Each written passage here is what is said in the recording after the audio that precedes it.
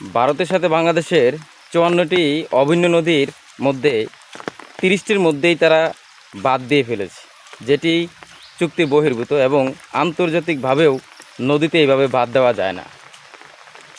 তারপরেও তারা বাঁধ দিয়ে গেছে এবং তাদের কার্যক্রমও চুক্তি অনুযায়ী হয় নাই। যেমন এখন যে আমাদের এখানে বন্যায় মানুষ এত ক্ষতিগ্রস্ত হচ্ছে, তাদের কি পরিমাণ হচ্ছে, তারা একপক্ষভাবে তো ক্ষতিগ্রস্ত কেন সহ্য করবে? সেজন্য আমাদের বর্তমান সময়ে এসে ফারাক্কা বাঁধের বা অন্যান্য যে বাঁধগুলো আছে সেটা নিয়ে তো অনেক সময় অনেক আলোচনা হয়।